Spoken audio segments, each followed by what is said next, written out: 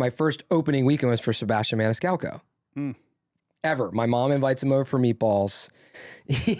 yeah. What are your meatballs? I cannot say. My mom will kill me.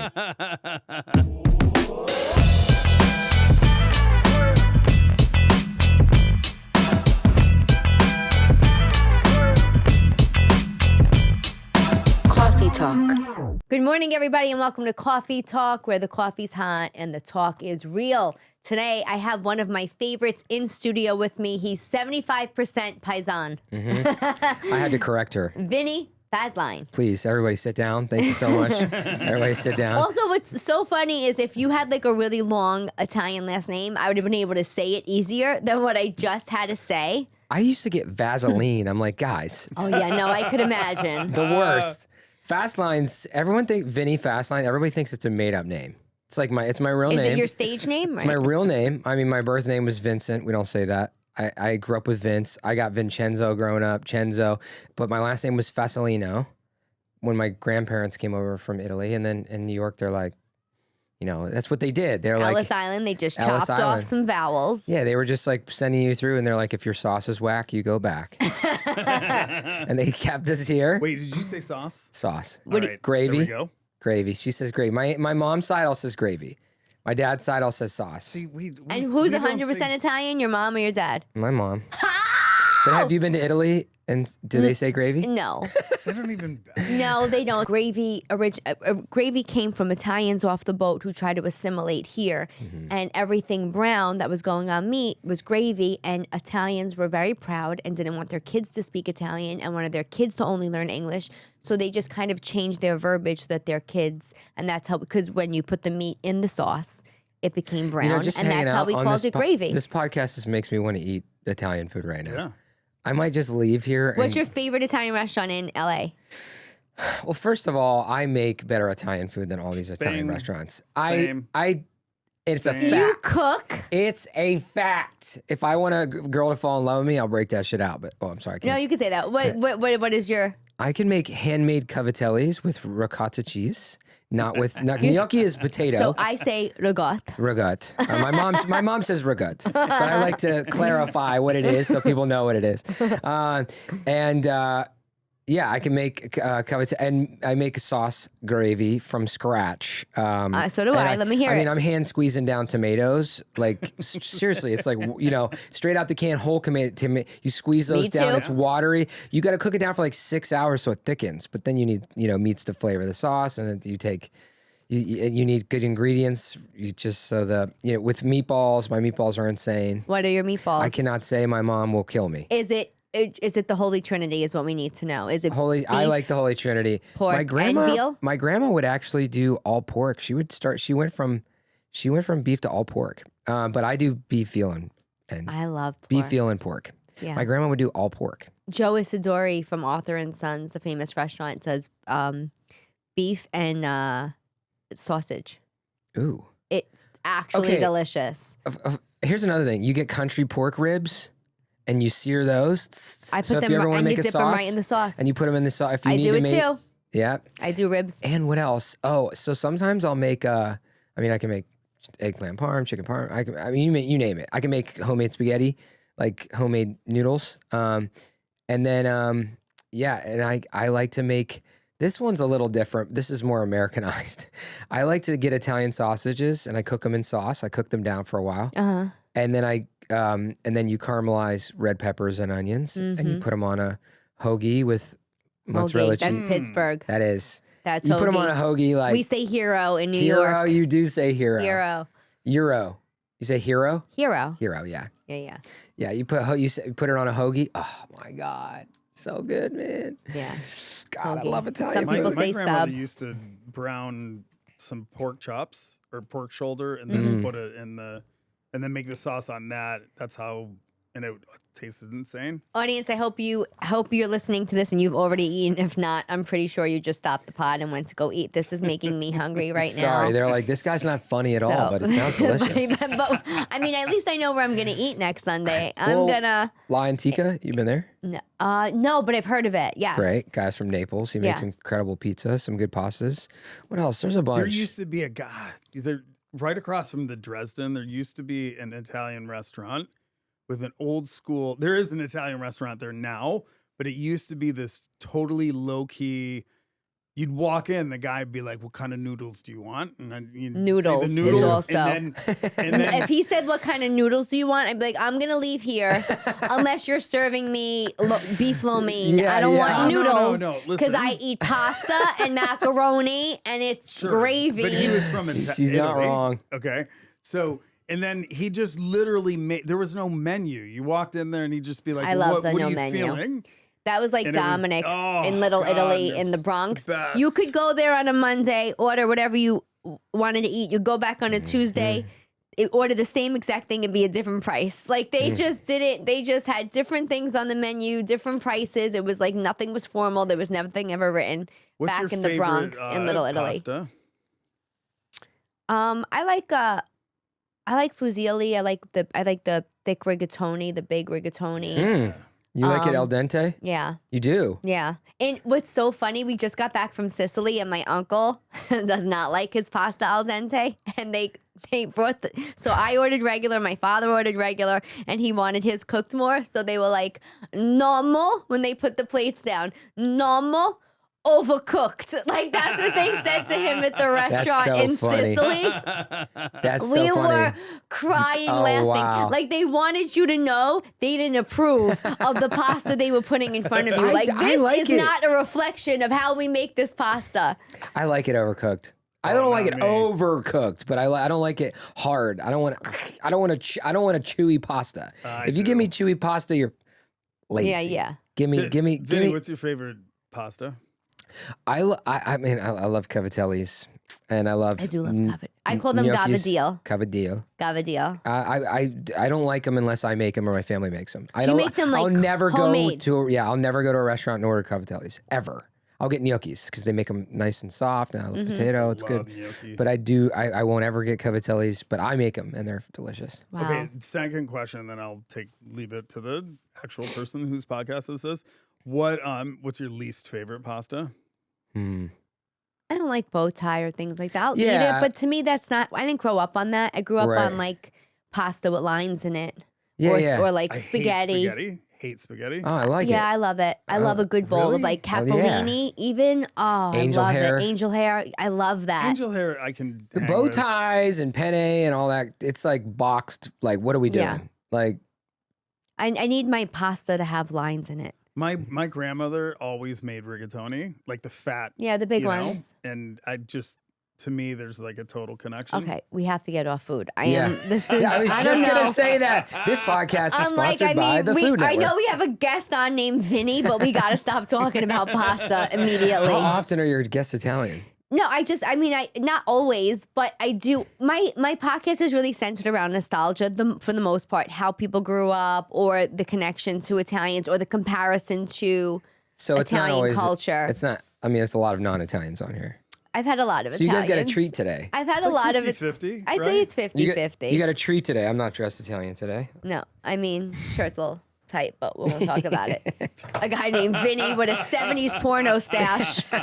Sure. She gives me Tight shit. shirt. I can't. Look, I grew a Because you- mustache and a mullet. Yeah, It's all new. this is, yeah. It's all new. It's a whole new thing. And you too can have a nervous breakdown and look like that. Just kidding. It's true. It's No. true. Wow. First of all, where let it me came tell you from. why you're on the podcast. I do want to talk about where you came from because you're Pittsburgh, born and bred. No, No. I was born in Youngstown, Ohio. Oh, a lot of Italians. A lot of Italians.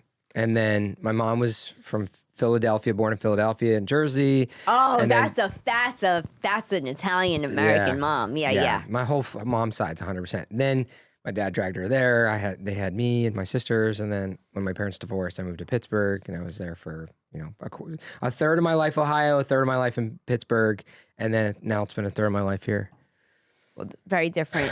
Holding it down, holding LA Very down, man. different. There's not too many not just- Vinnies out here. Yeah. No, definitely not.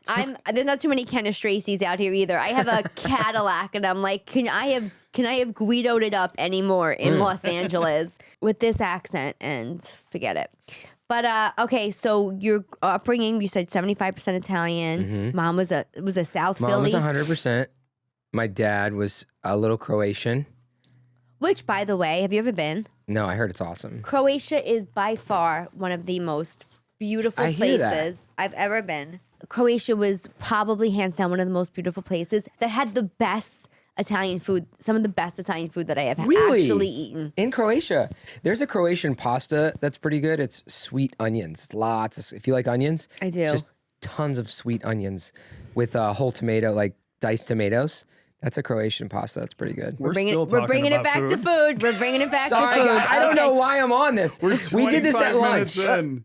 We did this at lunch. What's that? We're 25 minutes. I think we should just roll Just- with it and make this a No. cooking No, show. these people are No. tuned out. No, listen. Sorry. Well, first of all, one of the reasons why you're on this podcast is because of what I think is probably one of the most important factors you need to have to make it today in the entertainment industry. It's your likability factor. And it was from the first minute I met you, and I don't give compliments that aren't deserved. You just have it. You have it on it's so stage. You nice. have it in your presence. You had it off stage for me, which is why we're friends personally. Yeah. But there is just something about you that is so authentic. You're just yourself. No, You could be a thanks. total goofball on stage, but it's never overdone. It's not performance. It's just like you're having a good time. You're making the audience have a good time. Wow. And you're just organically funny doing Give me it. one of those tissues because Okay. this is And the I mean it. nicest, So, nicest. no, I it's- feel the same way about you. Okay, but I watched you the other night. I went to Flappers early because I was like, Oh my even God. though it was the Dodgers Wow, you World watched Series that? game, and I was Already- like, I am gonna go watch his hour. I can't believe you did that. That was such a weird show. You made it not a weird show because it was like Game 7. It was like this wild, and it was like people were at the show, but some people were like waiting On their on the phones. win.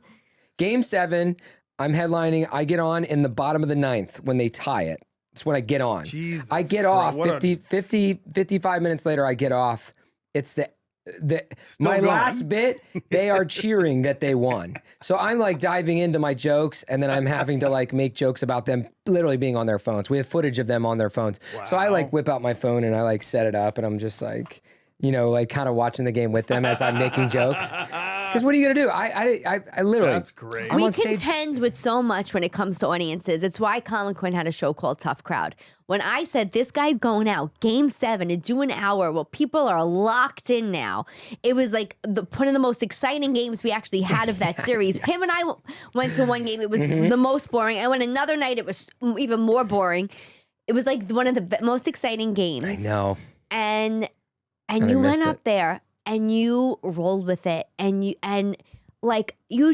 got them, which was like, to me, like and you kept them. Thanks. And you knew what was happening, and you went to your phone, and everybody was going to their phones, and then they made it participatory where they told you what was going on, but it worked. In a scenario where either ego would have gotten somebody else's way, or just not like a comic who would be so concerned about just delivering a joke or doing the hour they wanted to do, which you can't. Sometimes you just have to roll with the punches. See, anytime I'm feeling down, I call her. Do you see why?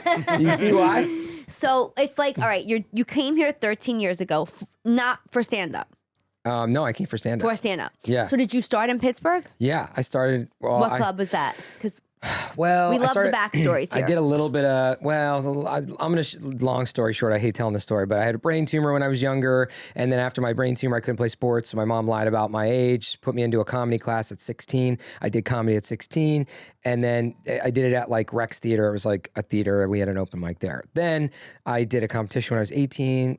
Like, it was my second time. I won it. It was in the middle of Pennsylvania. Nobody cared. And then I went to college. After college, I started doing it again, and I really took it seriously. So I did like Funny Bone was there for literally when I was just starting. It was dead. It was on its way out. So those guys shut that club down within the first like 2 months I was starting. And then I got into Hollywood Improv, which by the way, Pittsburgh Improv. My first opening weekend was for Sebastian Maniscalco. Ever. My mom invites him over for meatballs. yeah. Did he come? We did. We all went to dinner. Or we went to dinner or came over. I can't remember. But my mom made a meatballs. What year is Brett this? Ernst came over for dinner too. Oh, I love Brett. I call him the best smelling comic in the game.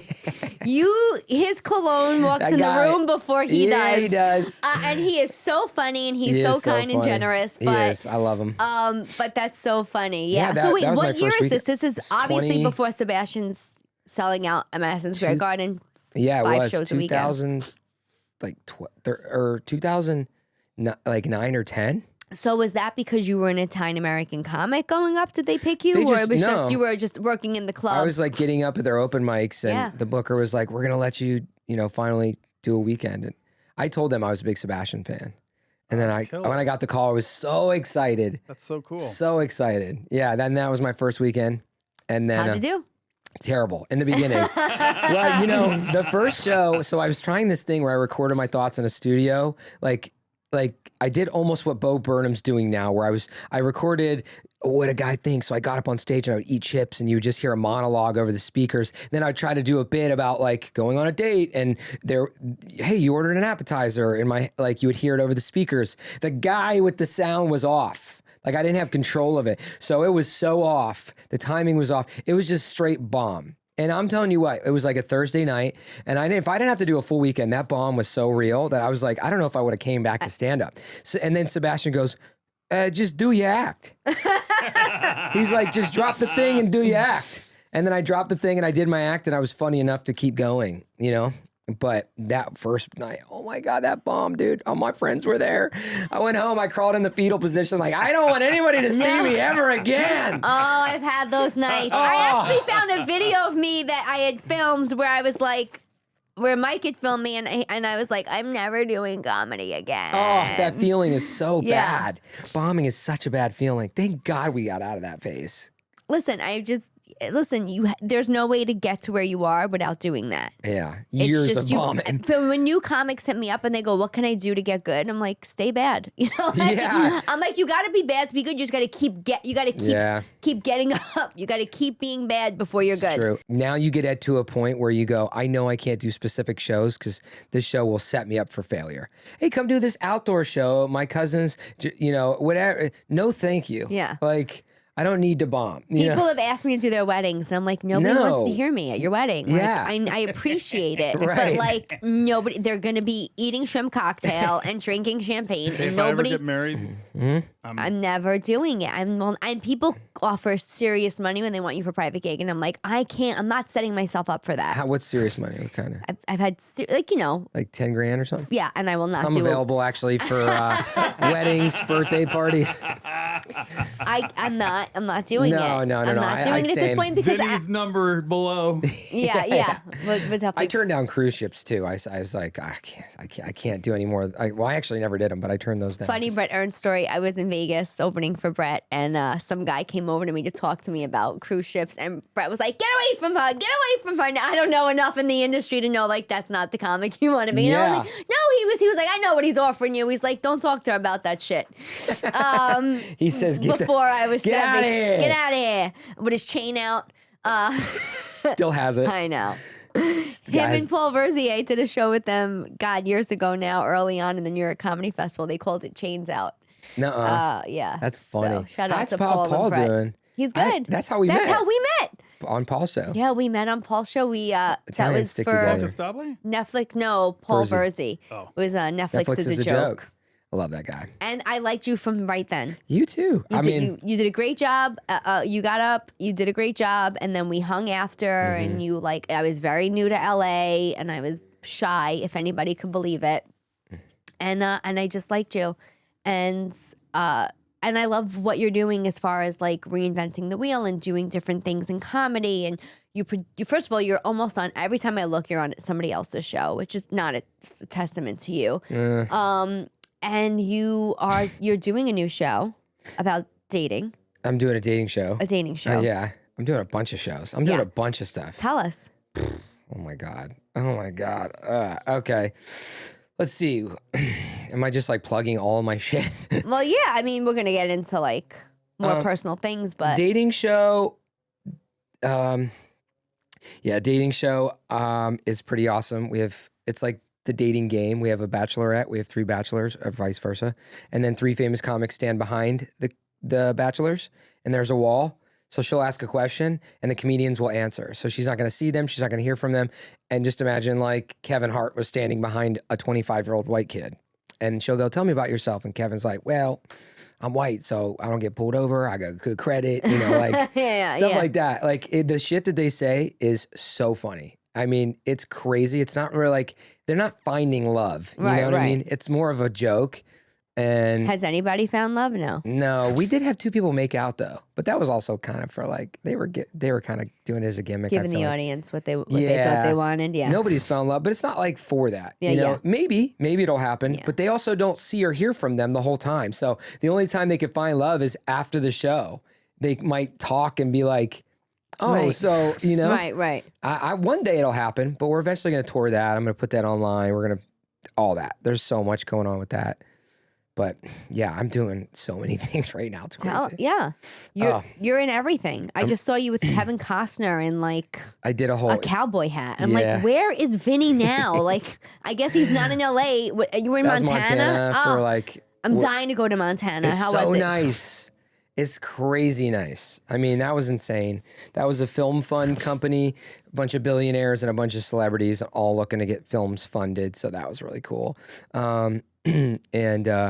Yeah, I mean, I'm working on this movie, writing this movie that is maybe picked up now. I'm acting in a movie. I just did Comics Unleashed yesterday. I saw that. Congratulations. Thanks. And then I did and then I have a podcast. I produced a TV show. So this sounds all amazing, but nobody understands the come up and how hard and how much we like struggle before we get here. So you started comedy in Pittsburgh. You come here 13 years ago. Mm-hmm. And then How do you break into LA? well, the Pittsburgh Improv helped me with the Hollywood Improv. Okay. And then I started running my own show there. They gave me a chance to run a charity show. Okay. So I love running charity shows. And then I ran this charity show that was, I had a brain tumor. So it was like supposed to be for. You just say like brain tumor, like you don't like. I just get tired of telling it. Like, okay, but they haven't heard it, my audience. true, So that's true. Yeah, I had like a temporal lobe brain tumor and I had surgery back then. I get checked all the time. I'm fine now. I don't have seizures anymore. And I have this nerve thing, but that's a different story. There's nothing funny about it. it's okay. People need to know the backstory in case somebody's. No, so I did this charity, like this cancer charity, and I had a bunch of comics I asked that would do it that all survived cancer. That was like the idea. And there was only so many. It was like Tom Green and Tig Notaro, and then we had people dropping out. So then I asked Dane Cook and David Spade, and then they did it, and that show was a hit. And then the Improv was like, if you want to do another show here. And I was like, I just kept doing charity shows. I was working a full-time job at the time, so I was making money, and I was just like, every show I did, I was donating my portion, which was not much, but I was donating my portion to American Cancer Society. And then it would change.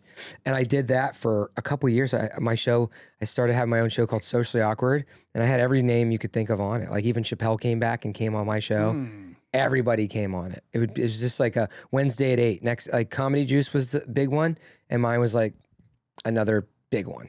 And that's how I met all these big names. I became friends with Dane Cook. We started touring. Did Sebastian ever come back and see you do better? In LA? Yeah. Did he come on? You know, he's got to watch me now. Like, Yeah. Yeah, I always do. I've seen him. I do shows with him, but I want him to watch me now. Even how I was 2 years ago is not the same me. That's Like, comedy, right? It's like I want people to watch me now. I'm going to shoot a special in about 2 months. I have a taping online called Laugh It Forward. Lisa Ann Walter introduces me and a couple other comics. You can see it on Apple and Amazon, but it's like 15 minutes, and that was shot a couple years ago. But now I'm going to shoot an hour, and I'm going to put it on YouTube and maybe shop it down the line. But it's going to be called Vulnerable. And I'm going to talk about my brain tumor, my dead dad, my breakup. Yeah. Speaking of vulnerable, tell us really quickly, how did you hook up with White Underbelly? Oh, Were yeah. you like downtown buying That's right. crystal meth or what? How did you talk meet that about guy? Soft White Underbelly. Pretty crazy channel. If you don't know what it is, look it up. This guy has really interesting, he has the most interesting people on his podcast, like wild, like inbreds and this, you know, I don't know. It's just crazy people. And he shoots it really cinematic and it's black and white and then, well, the black and white photos and then videos, color. I had on my podcast a guy from New York. His name's Michael Dowd. He was the police chief during the 80s and he let all the kind of crime happen with the mob and the cartels. So they're doing a movie about him, a TV show about him. He was, you know, An interesting guest. he was an interesting guest. He brought his son. So my podcast is called My Plus One. We have celebrity guests. They bring a plus one. So Howie Mandel brought his that's daughter. your other podcast. Yeah. So it's about not their Other show. career. It's and about you do that live. We do My it Plus live One is now. a live show. Yeah. Now we do. But we did it in studio for a while. So we'd have like Tiffany Haddish brought her sister and we don't talk about her career. We talk about the relationship. Michael Dowd brings his son. So then I'm like, I'm not talking about too much about what you do and what the mob and cartel. I go, do you still love your dad?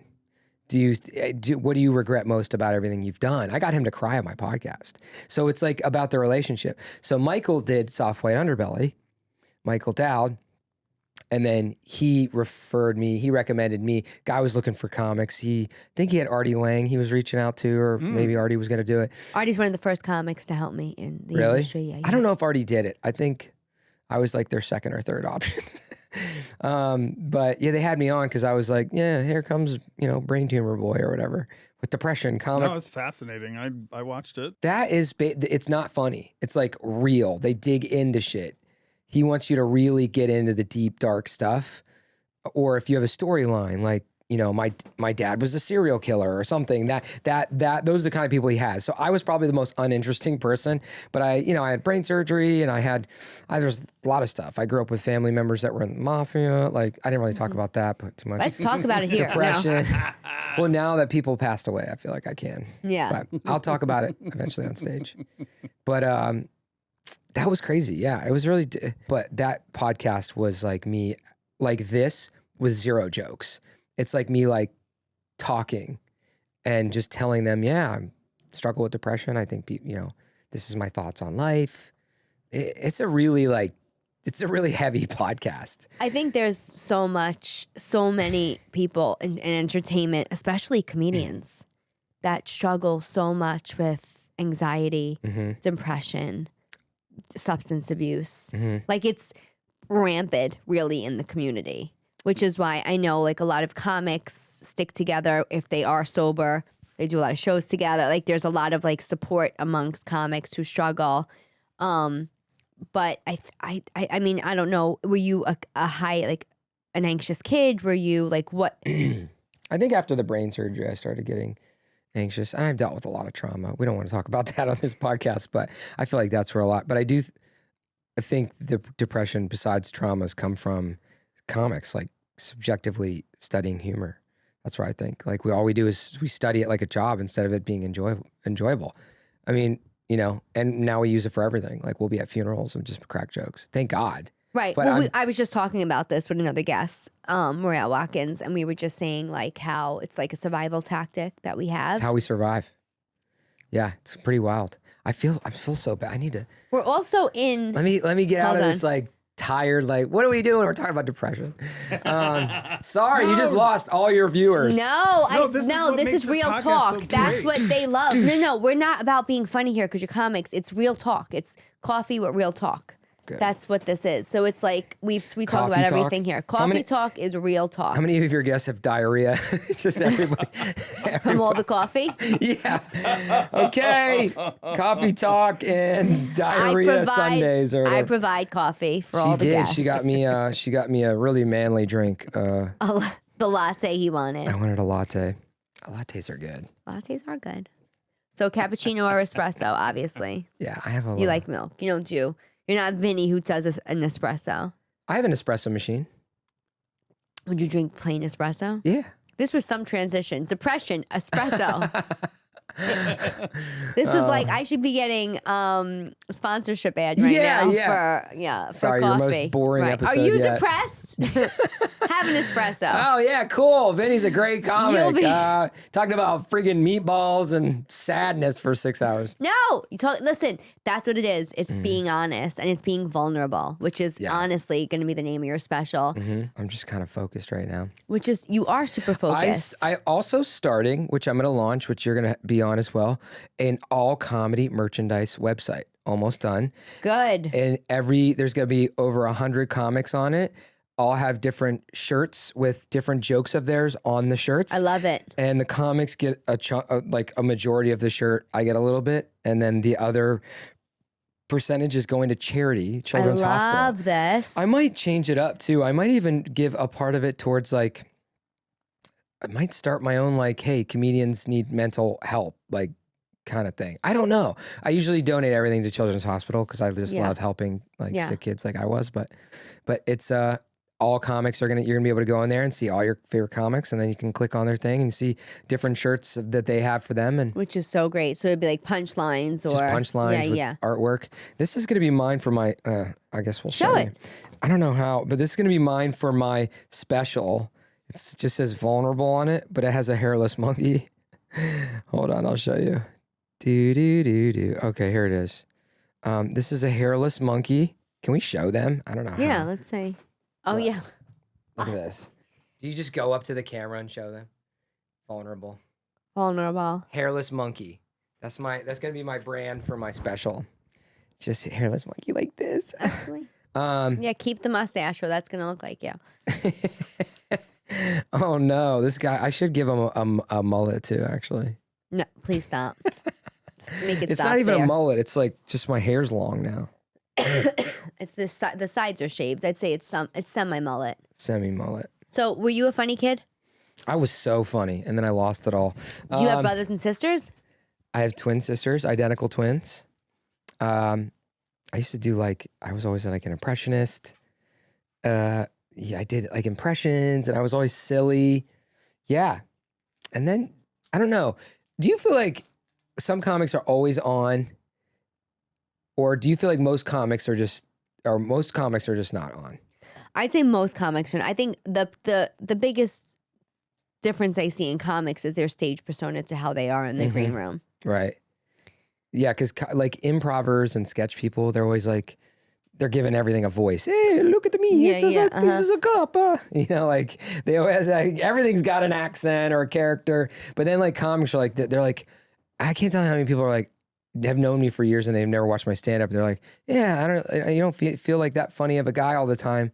I'm like, yeah, well, I don't like want to be funny all the time. Like, Right. Well, people expect you to be on. That's a big part of now that once I got a little bit of heat or like doing comedy and people knew me to be a comic, like in inner friend circles and things, people like want you to be funny. And there's times where I'm like, I don't want to be funny at all.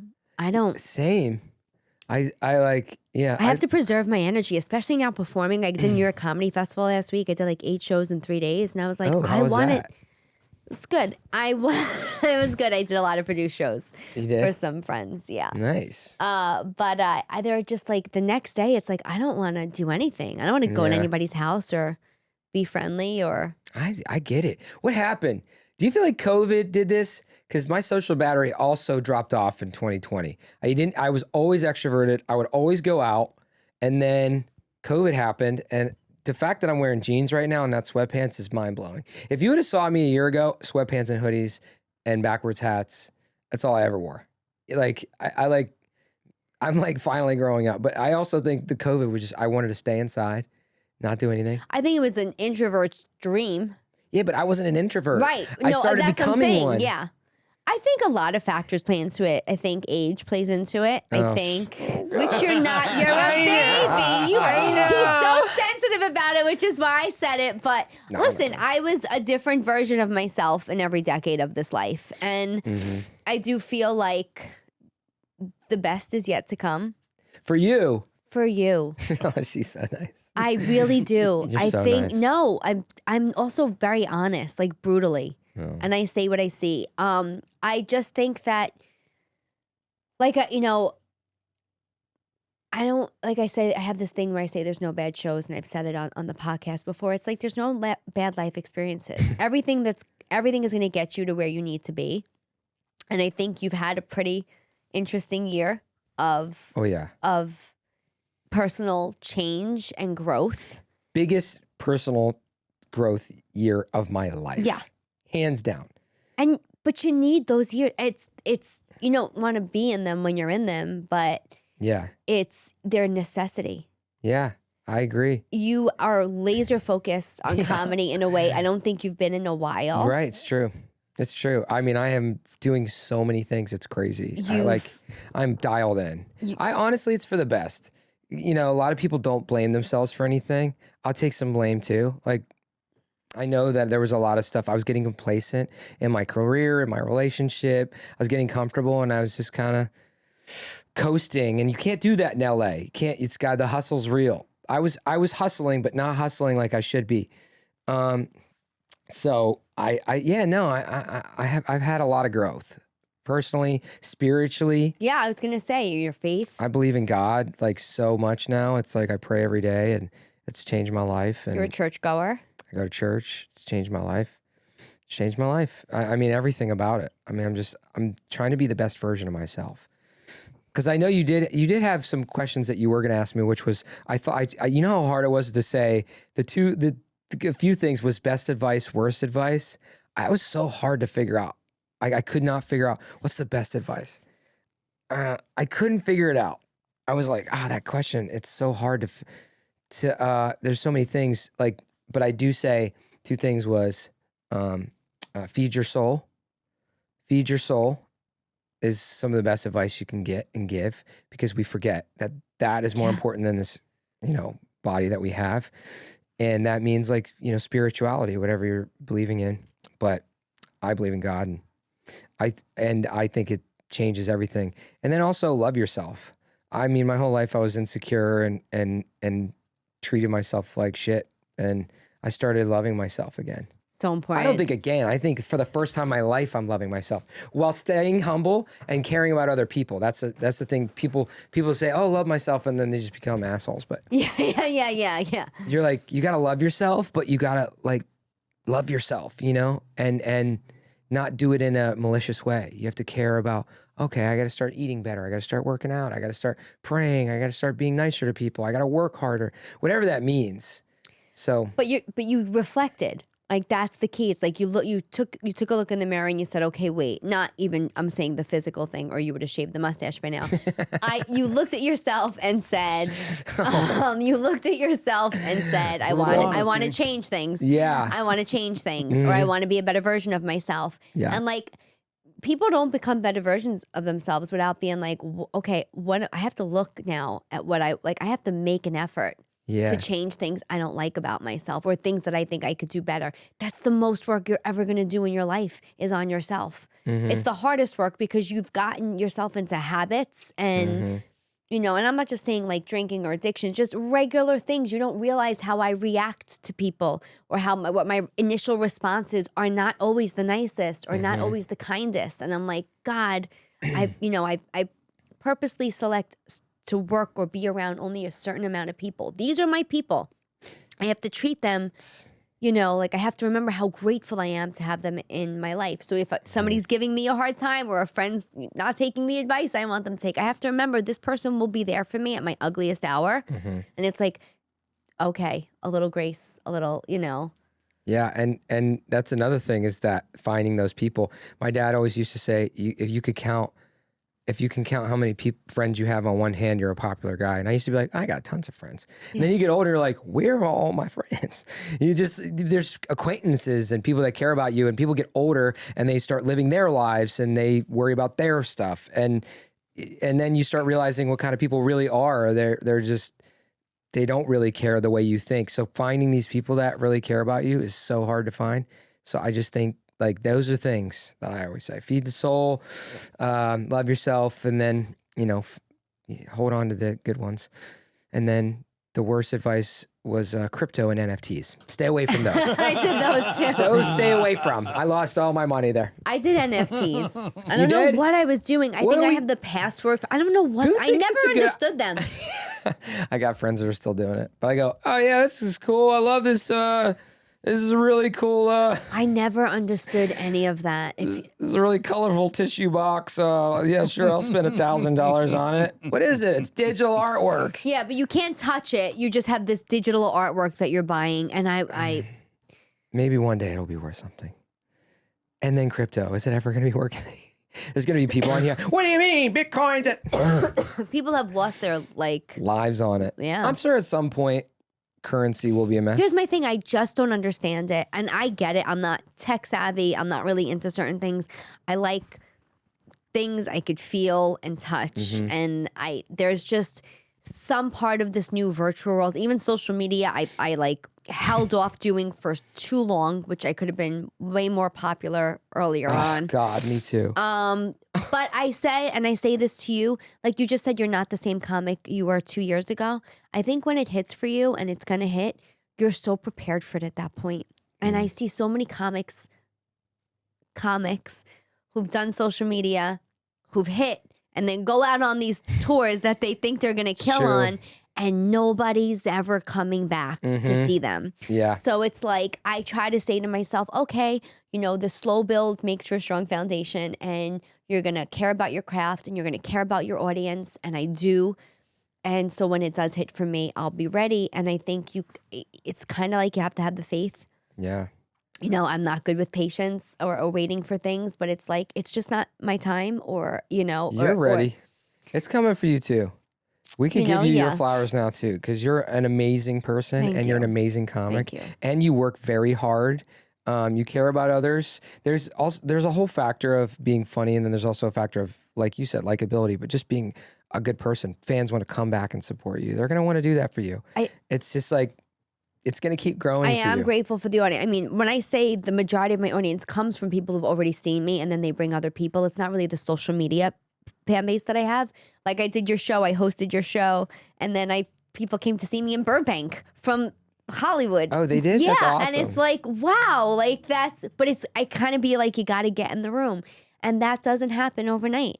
It's every night, it's every mic, it's every stage. And for those of you listening, whatever it is you're doing, whether it's every, you know, PowerPoint presentation or every, you know, next job you have to get or secure, it's like you just have to, you know, believe in your path. You've had a rough go too. Yeah. And you know what? This is our growth period. Yeah. This is where we come up. Yeah, this is... Especially you. Yeah, this is... And I'm going to ride your coattails, okay? Yeah, it's okay. No, listen, whoever makes it first, I could be Gail, you could be Oprah. It's fine. I just...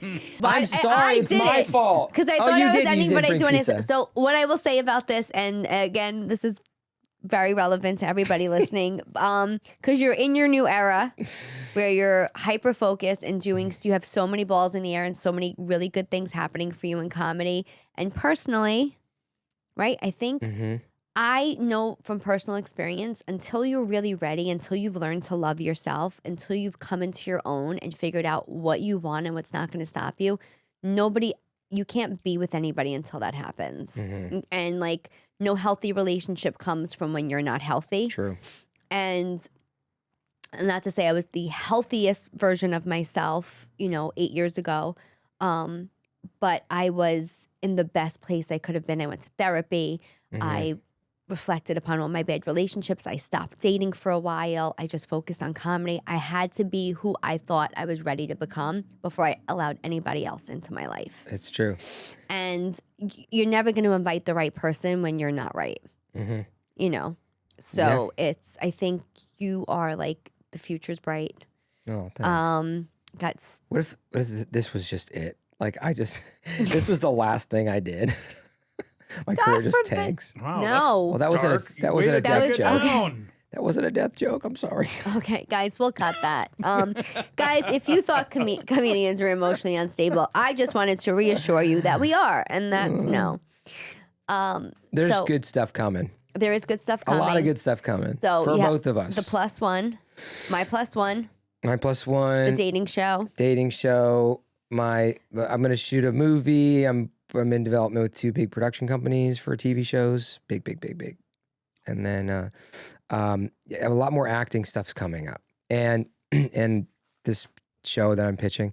And then we're pitching this show called High Spirits, where celebrities get high and tell ghost stories. That's finished. So I love that. That'll be cool. There's a lot of stuff cooking right now. Yeah, I mean, it's like, you're making me feel bad about I'm like, I thought I did great. And now I'm like, wow, I got to do more things. It's all right now. It's just like starting. I'm excited about things in my control. Yeah. Like the TV shows that I'm pitching and whatever, it's out of my control.